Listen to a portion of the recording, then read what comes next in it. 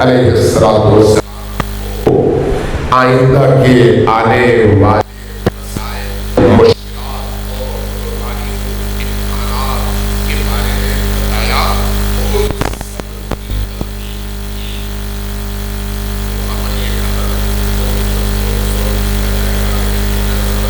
اس لیے کہ اے علی آپ محافظ دین ہیں، محافظ دین. ہم ذرا غور کیجیے گا، امیر المؤمنین کے بعد امام حسن اور امام حسن کے بعد امام حسین. امام حسین کو کیا سمجھتے ہیں؟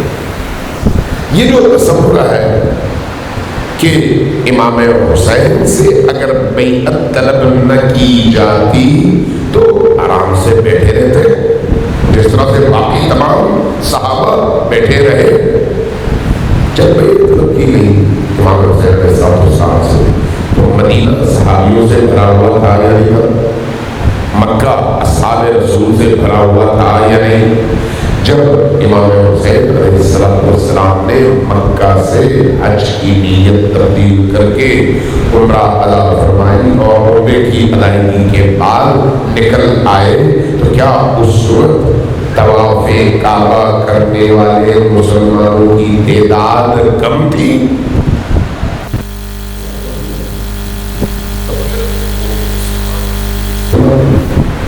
حج ہو رہا ہے، اللہ کا بہت بڑا فریضہ ہے اور امیر المؤمنین کی وصیت ہے کہ دیکھو کہیں حج میں تعطل نہ آ پائے، حج کہیں رک نہ جائے. اتنا اصرار اور اتنی تاکید اور امیر المؤمنین کرتے ہیں کہ حج میں تعطل پیدا نہ ہو، اس لیے کہ حج زمین والوں کو عرش والوں سے جوڑنے کا مرکز ہے. اب ظاہر نہیں اسی حج کو چھوڑتے ہیں اور چھوڑ کر رخ کرتے ہیں کربلا کا. کیوں؟ حسین علی کے ذہن میں کیا ہے؟ سوچنے والی بات ہے. باقی سارے مسلمانوں کے ذہن میں کیا ہے اور حسین ابن علی علیہ السلام کے ذہن شریف میں کیا ہے؟ باقی مسلمان انہیں ظواہر کو دیکھتے ہیں اور حسین ابن علی آئندہ آنے والے وقت کو دیکھ رہے ہیں کہ اس خاموشی کے نتیجے میں دین کا چہرہ کس طرح سے مسخ ہونا ہے. حسین ابن علی باقیوں سے اس حوالے سے مختلف ہے. اس لیے ہم دیکھتے ہیں کہ مدینہ منورہ میں بڑے بڑے صحابہ کرام موجود تھے، بڑے بڑے صحابہ کرام اور بڑے نامور لوگ موجود ہیں. سب حسین ابن علی سے یہی تقاضا کرتے ہیں کہ آپ نکلیے نہیں، یہیں پر رہیے ورنہ مارے جائیں. گویا ان کی نگاہ میں حسین کی جان زیادہ عزیز ہے. جب بچوں کو لے کر نکلتے ہیں منع کرتے ہیں کہ نہ نکلیے. کیوں؟ اس لیے کہ آپ کے بچے اسیر ہوں گے، دربدر ہوں گے. گویا ان کی نگاہ میں بچوں کی جان بچانا زیادہ اہم ہے. مجھے یہ بتائیے ہم میں اور ان اصحاب کی سوچ میں کوئی فرق ہونا چاہیے یا نہیں ہونا چاہیے؟ سوچنے والی بات ہے. امام حسین علیہ السلام نے اس سوچ کا خاتمہ کیا ہے جو سوچ آپ کو اپنے گرد گھماتی ہے اور اللہ کے دین کی افادیت اور حفاظت کے فریضے سے غافل کر دیتی ہے. اس سوچ سے ہمیں نکالا ہے حسین ابن علی علیہ السلام نے. اب ذرا غور کیجیے، ہم اپنے نوحوں میں، اپنے مرثیوں میں، اپنی شعر و شاعری میں جب ہم کربلا کے بارے میں بات کرتے ہیں کس حد تک ہمارے شعراء کی شاعری میں کربلا کی وہ حریت نظر آتی ہے. کبھی ہم نے سوچا، آپ میں بھی یقیناً شعراء موجود ہوں گے، شعر کہنے والے، منقبت کہنے والے. عزیزان من، ہماری عزاداری کو پیغام بر ہونا چاہیے. پیغام بر، پیغام کس کا؟ حسین ابن علی کا کس تک؟ پیروکاروں تک. کس کے ذریعے؟ خطابت اور خطیب کے ذریعے، شاعر اور شاعری کے ذریعے، نوحہ خان اور نوحہ کے ذریعے، مرثیہ خان اور اس کے مرثیے کے ذریعے. حسین کا پیغام اگر حسین کی حریت اس شاعری کے ذریعے سے دوسرے تک نہ پہنچے تو آپ نے پہنچایا کیا؟ اگر حسین کی شجاعت دوسروں تک نہ پہنچے تو آپ نے اس تک پہنچایا کیا؟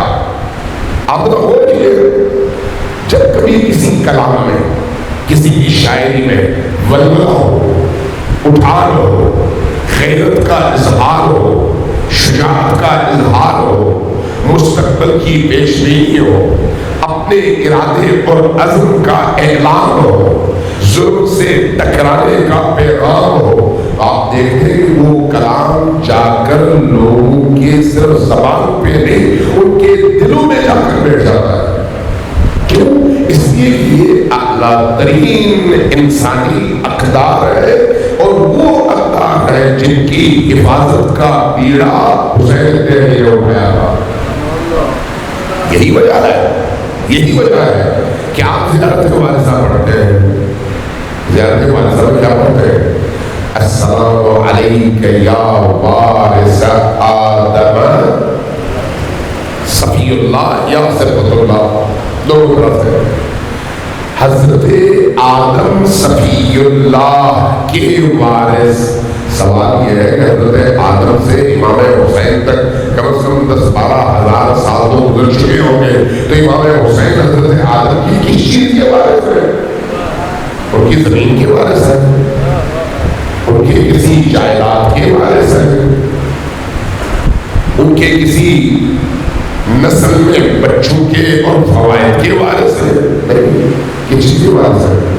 جو پہلا انسان اللہ نے زمین پر بھیجا، خلق کر کے اس کو ہادی بنا کر بھیجا، اور اس ہادی کی ہدایت کا وارث اب حسین ابن علی ہے.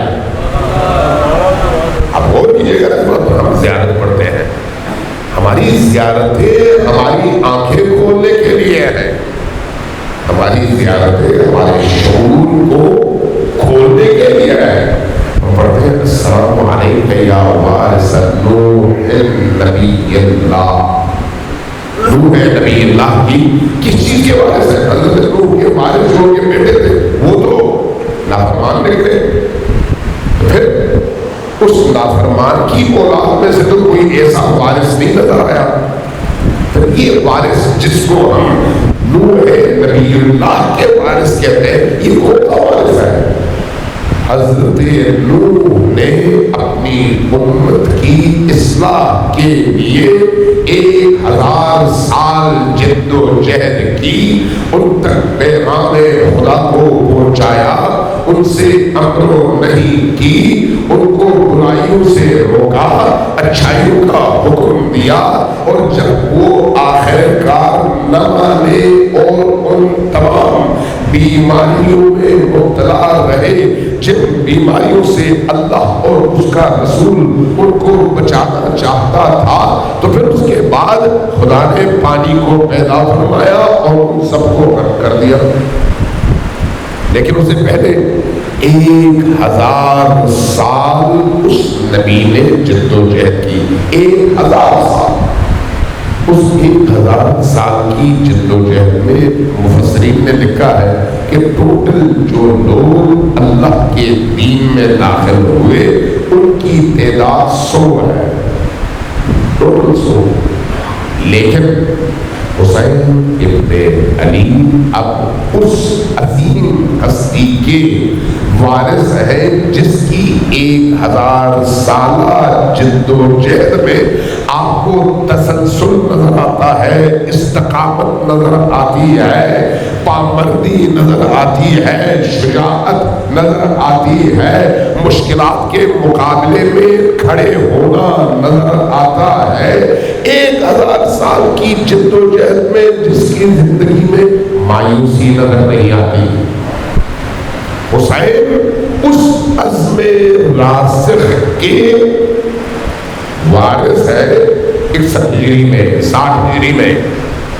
اسی طرح سے جتنے بھی انبیاء ہیں جب آپ زیارت وارثہ پڑھتے ہیں تو کہتے ہیں السلام علیکم یا وارث ابراہیم خلیل اللہ. ابراہیم خلیل اللہ کن مشکلات سے گزرے, آگ میں پھینکے گئے, اس سے زیادہ مشکل. السلام علیکم یا وارث عیسیٰ روح اللہ.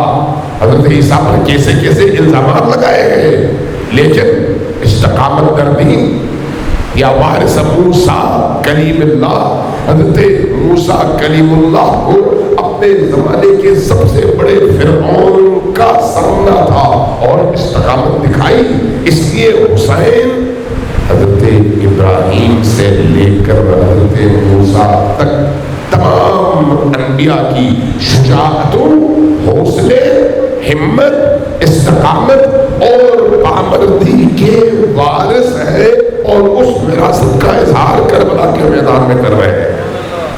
صلوات علیہ محمد و آل محمد.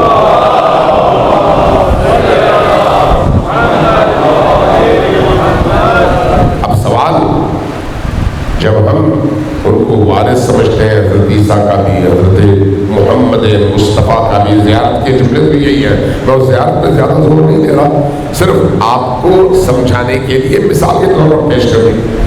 اور جب ہم پڑھتے ہیں السلام علیکم یا وارث امیر المؤمنین علی ابن ابی طالب ولی اللہ, تو گویا حضرت امام حسین حضرت آدم سے لے کر حضرت خاتم الانبیاء تک اور خاتم الانبیاء سے لے کر خود حضرت امیر المؤمنین اور امام حسن تک سب کی تمام خوبیوں کے اور ان کی تمام تر استقامتوں کے یکجا وارث ہے اور کربلا میں کھڑے ہیں.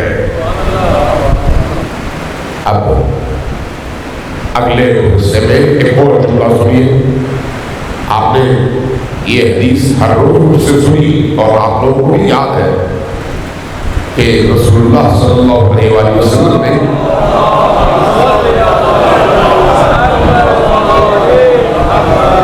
امام حسین کے بارے میں کیا فرمایا؟ ان الحسین مصباح الہدی و سفینۃ النجاۃ. سفینہ کس کو کہتے ہیں؟ سفینہ کس کو کہتے ہیں؟ کشتی کو. نجات کی کشتی حسین ہے. ہدایت کی روشنی اور ہدایت کا چراغ, میں کہوں گا ہدایت کا سورج کون ہے؟ حسین. اس ہدایت کی روشنی کے سائے میں کشتی نجات تک پہنچنا یہ حسینیوں کی ذمہ داری ہے.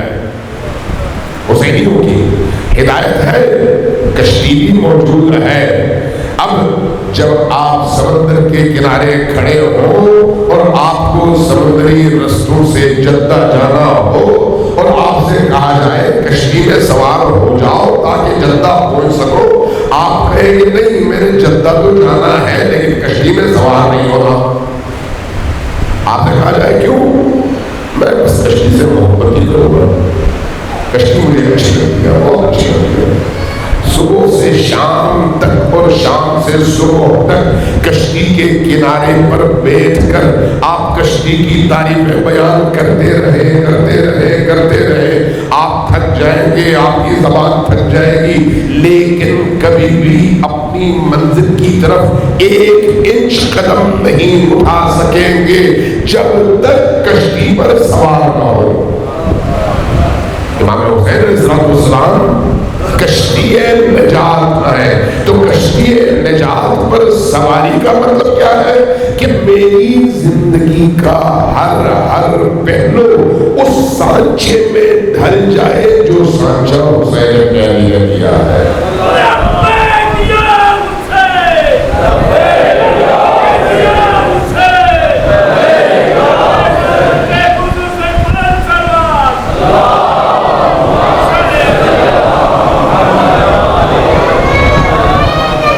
ایک بار سوال ہے محمد والا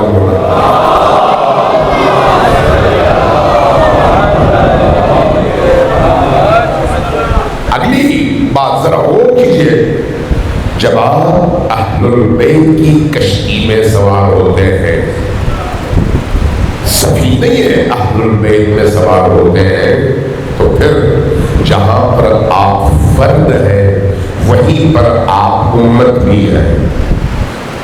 توجہ ہے میں کیا کہہ رہا ہوں؟ آپ امت بھی ہیں۔ امت کا کیا مطلب ہے؟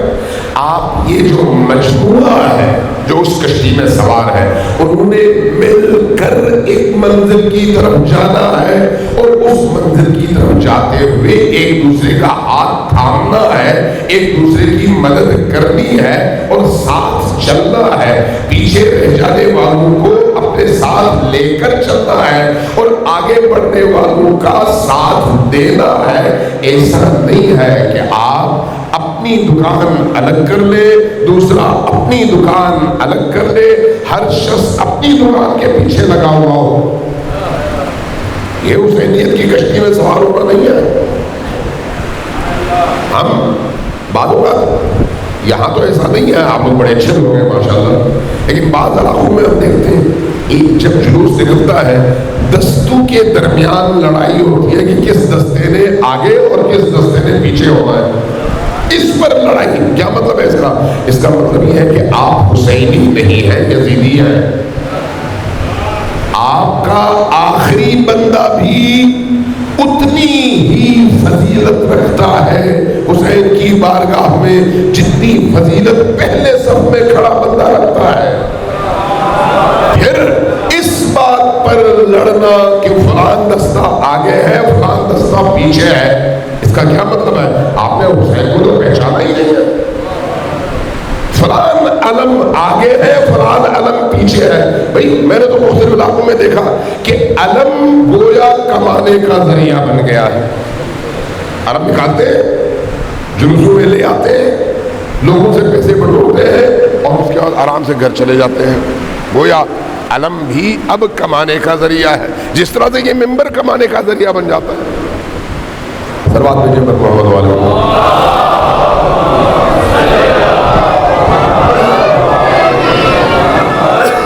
عزاداری کو بامقصد بنانے کی کوشش کریں۔ بامقصد آپ آخری صف میں ہو یا پہلی صف میں، حسین کی نگاہوں سے چھپے ہوئے نہیں ہیں۔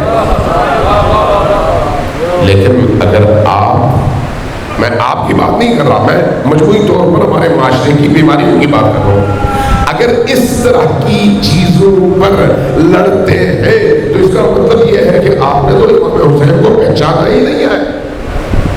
آپ یہ سمجھتے ہیں کہ میں پہلی صف میں کھڑا ہوں گا تو امام حسین کی نظروں میں آؤں گا ورنہ نہیں آؤں گا، لیکن اصل حقیقت تو یہ ہے کہ پہلی صف میں امام حسین کے لیے نہیں ہے بلکہ لوگوں کی نظروں میں آنے کے لیے ہے۔ جو لوگوں کی نظروں میں آنے کے لیے گھر سے نکلتا ہو اس کی عزاداری بھی لوگوں کے لیے ہے، حسین کے لیے نہیں ہے۔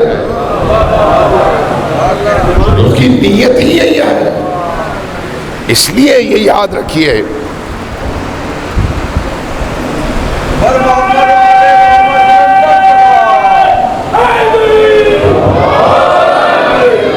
ایک دور سروات بھیجیے محمد والے۔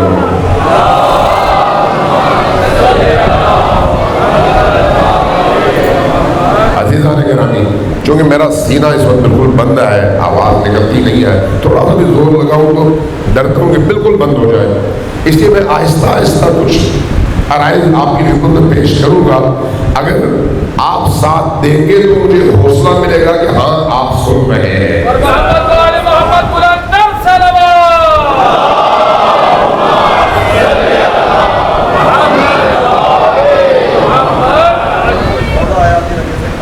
کل انشاءاللہ تعالیٰ میں کوشش کروں گا کہ امام حسین کی تحریک کے آغاز سے پہلے خود حسین نے علی ذہنی طور پر کس مقام پر تھے اس پر کچھ گفتگو کروں آپ کے خدمت میں، تاکہ ہمیں پتہ چلے کہ ہمارا امام کون ہے، ہمارے امام کی شخصیت کیا ہے۔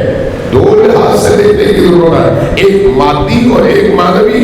مادی لحاظ سے شاید ان کا جسم ہماری ہی طرح سے گوشت پوست کا ہے، لیکن امام وہ ہے جس کی نظروں سے آپ کی پشت بھی چھپی بھی نہیں ہے. آپ کے دل میں کیا گزر رہی ہے امام سے وہ چھپا ہوا نہیں ہے. آپ کیا کر کے آ رہے ہیں امام سے وہ چھپا ہوا نہیں ہے. آپ یہاں سے جا کے کیا کریں گے آپ کو شاید نہ معلوم ہو، لیکن امام سے چھپا ہوا نہیں ہے. جب ایک ایسا امام اللہ نے آپ کو عطا کیا ہے تو پھر اس امام کی کشتی میں سوار ہونے والا جیسے جیسے امام سے اس کی قربت بڑھتی ہے اس کے اندر بھی یہی اوصاف پیدا ہونے لگتے ہیں. یہ اوصاف صرف امام کے لیے تو نہیں ہے. کہا گیا تخلقوا باخلاق اللہ، تخلقوا باخلاق اللہ. کہا گیا حدیث میں کیا ہے کہ جب ایک بندے مومن جب کہتا ہے بسم اللہ الرحمن الرحیم، بندے مومن، تو اس بندے مومن کا کسی کام کے ارادے سے بسم اللہ الرحمن الرحیم کہنا ایسے ہے جیسے اللہ کی طرف سے کن کہنا. آپ جب قرآن کریم پڑھتے ہیں تو قرآن کریم کہتا ہے کہ اللہ جب ارادہ کرتا ہے تو کہتا ہے ہو جا، ہو جاتا ہے. یہ جو اللہ کہتا ہے ہو جا، اللہ کو کہنے کی ضرورت نہیں ہے، لفظ کی ادائیگی کی ضرورت نہیں ہے، بلکہ اس کا اپنا ارادہ ہی کافی ہے اور اس کے اسی ارادے کے نتیجے میں عمل انجام پاتا ہے. لیکن جب ایک انسان ان اولیاء اللہ کے دامن سے متوسل ہو کر ان کے بتائے ہوئے راستے پر چل کر آہستہ آہستہ اپنے اندر کی دنیا کو ان ہستیوں کی عکاسی میں تبدیل کرتا ہے اور اس کے اندر وہ معنویات آتی چلی جاتی ہے تو اس مقام تک پہنچتا ہے کہ یہ شخص بھی جب کہتا ہے بسم اللہ تو وہ کچھ ہوتا ہے جو اللہ کے کن کہنے سے ہوتا ہے. عام انسانوں کے لیے ہے، ان کی بات نہیں کر رہا ہے، عام انسانوں کے لیے ہے. تو پھر ائمہ کس مقام پر ہے، یہ ہستیاں کس مقام پر ہے. اب اگر وہ اس مقام پر ہے تو پھر ان کے سفینے پہ سواری کا مطلب دور سے دیکھ کر صرف فضائل اور تعریفیں بیان کرنا نہیں ہے، بلکہ اپنے گلے میں پٹا ڈال کر اس کی زنجیر کو ان سے باندھ کر جہاں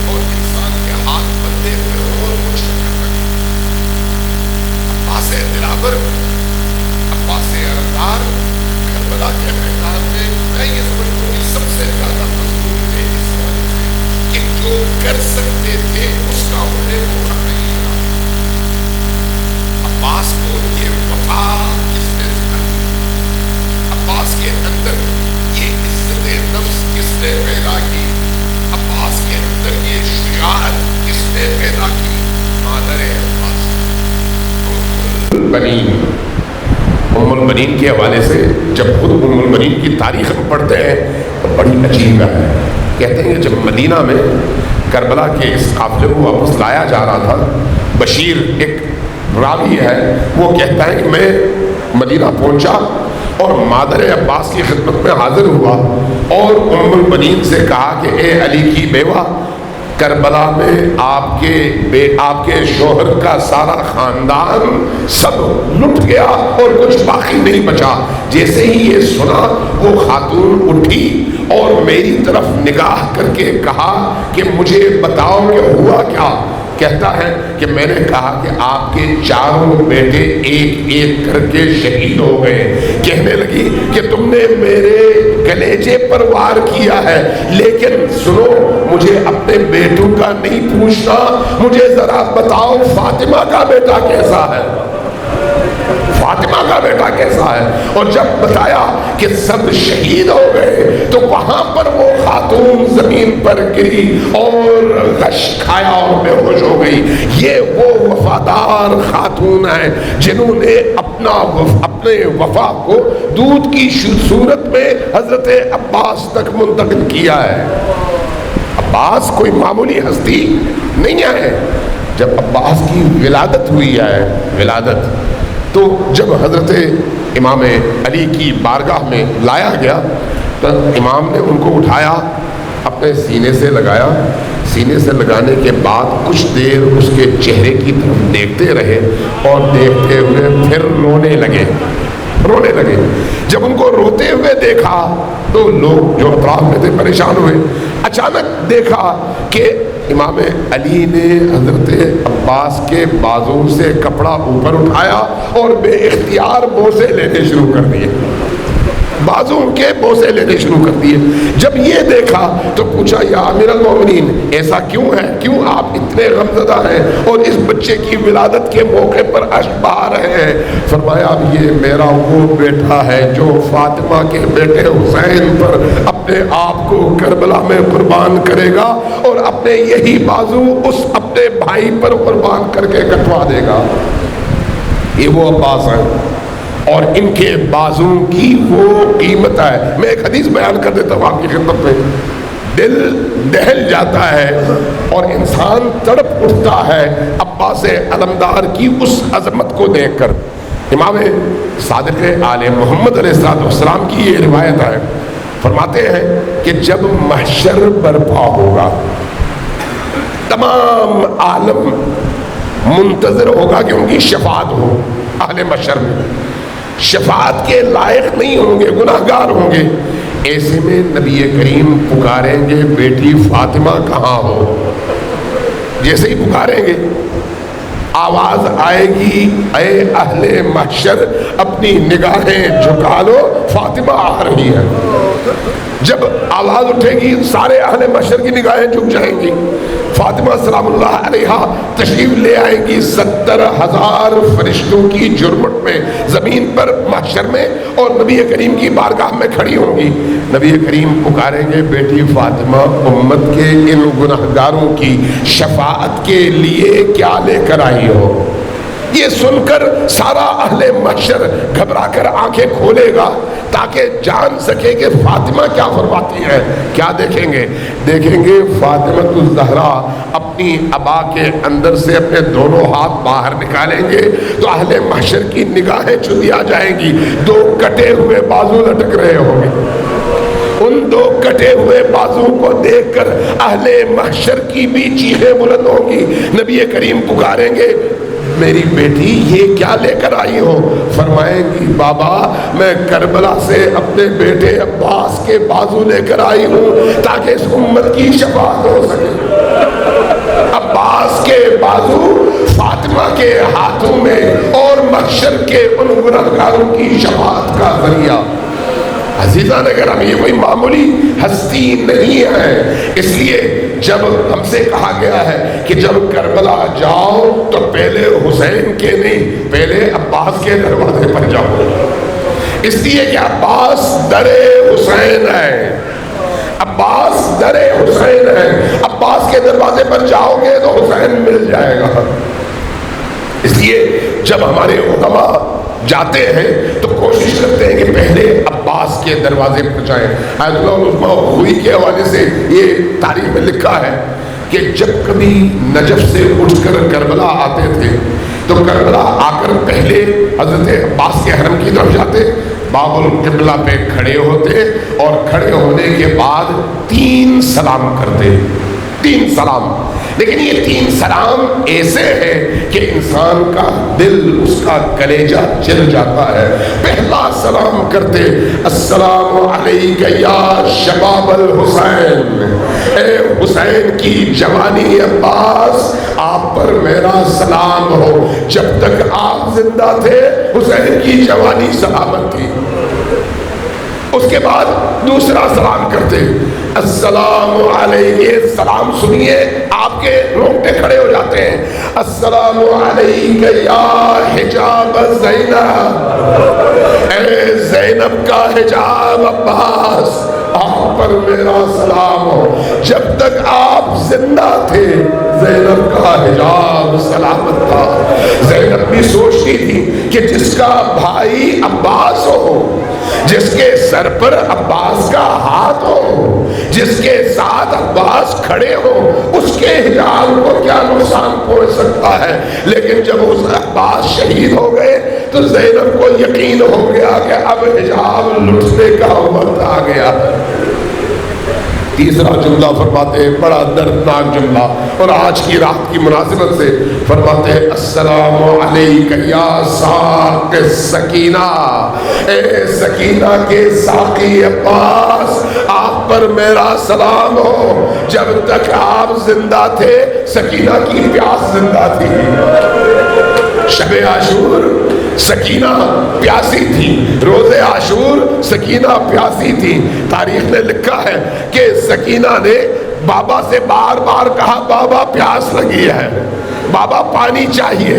ایک وقت آیا جب حضرت عباس کا اصرار بڑھا کہ بھیا مجھے اجازت دیجئے, مولا مجھے اجازت دیجئے کہ میں جنگ کر سکوں. تو جواب میں فرمایا عباس جنگ تو نہیں, جاؤ پانی لے کر آ جاؤ, بچے پیاسے ہیں ان کی پیاس بجھا دو. عباس نکلے, مشکیزہ لے کر نکلے. جب مشکیزہ لے کر عباس نکلے تو تاریخ نے یہ لکھا ہے کہ حضرت سکینہ نے کیا کیا, مختلف خیموں میں گئیں. ان خیموں میں چھوٹے چھوٹے معصوم بچے العطش العطش کی آوازیں بلند کر رہے تھے. بچے تھے, بچیاں تھیں, ان کی آوازیں بلند تھیں. اور بعض خیموں کی حالت راویوں نے احادیث میں بیان کیا ہے کہ بچے خیمے کے اندر جو ریت ہے اس ریت کی ٹھنڈک سے اپنی پیاس بجھانے کے لیے اپنا دامن اٹھا کر اپنا پیٹ زمین پر رکھ کر لیٹی تھی, لیکن ان کی زبانوں پر العطش العطش کی آوازیں تھیں. یہ منظر تھا. سکینہ آئیں, ان خیموں میں سارے بچوں کو جمع کیا اور کہا کہ بچوں میرے چچا پانی لینے کے لیے جا رہے ہیں, آؤ میرے خیمے میں جمع ہو جاؤ, اب کچھ ہی دیر میں پانی آنے والا ہے. اس لیے سارے بچے جمع ہوئے, ہاتھوں میں کاسے ہیں اور منتظر ہیں پانی کے. عباس لڑنے کے لیے نہیں, پانی لینے کے لیے جاتے ہیں. فرات تک پہنچتے پہنچتے لڑتے ہیں, زخم اٹھاتے ہیں, لیکن فرات میں داخل ہوتے ہیں, مشکیزہ بھرتے ہیں. مشکیزہ بھرنے کے بعد جب پانی کو اپنے چلو میں اٹھایا تو ایک دفعہ آسمان کی طرف دیکھا, ایک دفعہ زمین کی طرف دیکھا, پانی کی طرف دیکھا, لبوں کے قریب لے آئے. اس کے بعد کہا کہ عباس یہ وفا نہیں ہے کہ حسین کے معصوم بچے پیاسے ہو اور عباس لب تر کرے. یہ پانی واپس گرا دیا اور گرانے کے بعد واپس باہر نکلے. جب باہر نکلے جنگ شروع ہوئی. دشمن کو یہی فکر تھی کہ یہ پانی خیمے میں کسی صورت نہیں پہنچنا چاہیے, اس لیے دشمن نے بڑا وار کیا. ایک وقت ایسا آیا کہ درختوں کے پیچھے چھپے ہوئے دشمن نے جب ایک وار کیا تو عباس کا بازو قلم ہو کر زمین پر گر پڑا. جب بازو گرا تو عباس کی ندا بلند ہوئی, واللہ ان قطعتم یمینی انی احامی ابدا عن دینی. لوگو تم میرا بازو کاٹو گے لیکن یاد رکھو کہ میں حسین کی طرفداری اور حمایت سے کبھی بھی پیچھے نہیں ہٹوں گا. یہ کہا آگے بڑھے, دوسرا وار ہوا, دوسرا بازو بھی کٹ کر نیچے گرا. اب عباس کی ایک ہی آرزو تھی کہ کسی طرح سے پانی کا مشکیزہ بچ جائے. ایک دفعہ تیر آیا, مشکیزہ سے ٹکرایا, پانی گر گیا, عباس کی امیدوں کا سہارا ٹوٹ گیا. اب عباس کو شرم آ رہی ہے کہ وہ خیمہ کیسے جائے, اس لیے اپنا رخ موڑا. لیکن رخ موڑنا کیا تھا, چاروں طرف سے تیروں کی بارش ہوئی اور ان تیروں کی بارش میں عباس زمین پر آ رہے ہیں. لیکن خوبصورت حال کیا ہے, نہ زین پر ہے نہ زمین پر ہے بلکہ تیروں کے اوپر ہے. ایک وقت حسین سرحانے پہنچے, جب پہنچے اور سر اٹھا کر اپنی گود میں رکھا تو حسین علیہ السلام نے عباس کی آنکھوں سے خون صاف کیا. خون جیسے ہی صاف ہوا, نگاہ جیسے ہی حسین کے چہرے پر پڑی, پہلی دفعہ فرمایا میرے بھیا آپ پر میرا سلام ہو, بھیا آپ پر میرا سلام ہو. مورخین نے اور محدثین نے لکھا ہے کہ پہلی دفعہ بھیا کہہ کر کیوں پکارا, اس لیے کہ فاطمہ الزہرا سلام اللہ علیہا نے آ کر عباس سے کہا تھا کہ بیٹا عباس تم نے اپنی ذمہ داری پوری کر دی. فاطمہ کا بیٹا کہتا تھا, عباس کو جرأت ہوئی حسین کو بھیا کہنے. انا للہ و انا الیہ راجعون.